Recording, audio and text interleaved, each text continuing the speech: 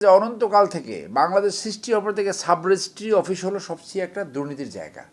দুর্নীতিবাজদের টাকা হুড় করে বেড়ে যায়, মানে সুইস ব্যাংকে। শুধুমাত্র সাব রেজিস্ট্রার বদলি করে 100 কোটি টাকা হাতিয়ে নিয়েছে।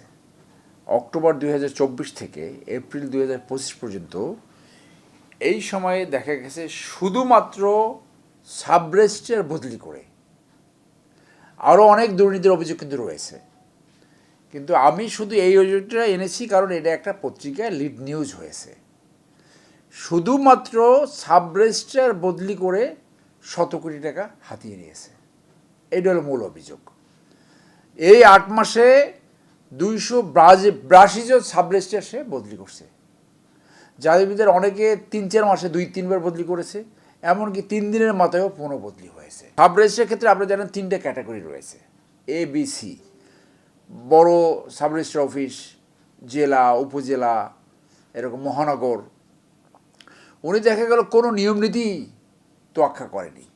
এ ক্যাটাগরি সি ক্যাটাগরি এ, অথবা বি ক্যাটাগরি এ, আবার বি ক্যাটাগরি সি, এরকম হেন কোনো কাজ নাই যেটা করে নাই। এবং আপনি জানেন যে অনন্তকাল থেকে বাংলাদেশ সৃষ্টি অপর থেকে সাব রেজিস্ট্রি অফিস হলো সবচেয়ে একটা দুর্নীতির জায়গা। এবং এই সাব রেজিস্ট্রি বদলি করে একটা বিশাল বাণিজ্য হয়। উনি এই প্রত্যেকটা সাব রেজিস্ট্রারে এইখানে অভিযোগ 50 থেকে 60 লক্ষ টাকা করে একটা সাব রেজিস্ট্রার বদলি ক্ষেত্রে এই টাকা ঘুষ লেনদেন হয়েছে। এই পুরো টাকাটা সে ওইখানে যে তার যে পিএস ছিল শামসুদ্দিন মাসুম, যে একজন জজ, এই জজের নামে কলঙ্ক। সেই জজের মাধ্যমে, সেই শামসুদ্দিন মাসুমের মাধ্যমে সে সমস্ত এই লেনদেন করেছে। আমি এই অভিযোগ করার পরে আমার কাছে আরও স্পেসিফিক এলিগেশন আসছে যে সাভারে এই মুহূর্তে যে সাব রেজিস্ট্রার আছে, তার সে এখনও এই মুহূর্তে সাভারে কর্মরত রয়েছে, ওইখানে 3 কোটি টাকা লেনদেন হয়েছে। একদম আমাকে একজনে সোশ্যাল মিডিয়ায় জানালো। এবং অনেকে বলেছে যে উনি যে প্রথম সুইজারল্যান্ডে গেছিল, সেই ক্ষেত্রে হয়ে থাকতে পারে যে ওইখানে তার টাকা পাচার করার একটা কোনো কিছু সে করে আসছে। আপনার মনে আছে তার দায়িত্ব পালনকালে সে প্রথম কিন্তু সুইজারল্যান্ডে গিয়েছিল। সো বাংলাদেশি, ওই যে দেখেন না আগে বাংলাদেশি দুর্নীতিবাজদের টাকা হুড় করে বেড়ে যায়, মানে সুইস ব্যাংকে, এটাও সেই ঘটনা হতে পারে। সো এটাই অভিযোগ। এই মুহূর্তে কমিশন নাই, আমরা আশা করি কমিশন আসার পরে তারা এইটা অনুসন্ধান করে যারা দায়ী তাদের বিরুদ্ধে আইনি ব্যবস্থা গ্রহণ করবে।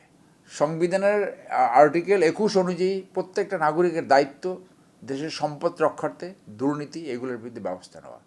এবং এটা তো প্রথম না, আমি তো 100-এর বেশি আবেদন করেছি। আমি 5ই আগস্টের আগে ডজনস অফ আবেদন করেছি। তার ভিতরে আওয়ামী লীগের 60 জন মন্ত্রী এমপি রয়েছে।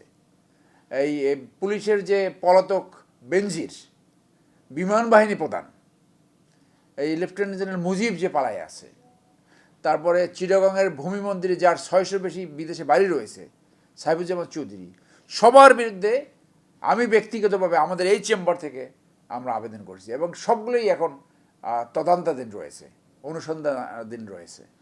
সো এটা আমরা চলমান, যেখানে দুর্নীতি সেইখানে আমি ব্যবস্থা নেব। ব্যক্তিগতভাবে আপনারা খোঁজ নিয়ে দেখতে পারেন, অন্য কোনো নাগরিক আমার মতো করে দুর্নীতির বিরুদ্ধে ব্যবস্থা নেয়নি আমার যেটা নলেজে। এবং আমাদের এই প্রসেসটা, আমার ব্যক্তিগত এই উদ্যোগ দুর্নীতির বিরুদ্ধে এটা চলমান থাকবে।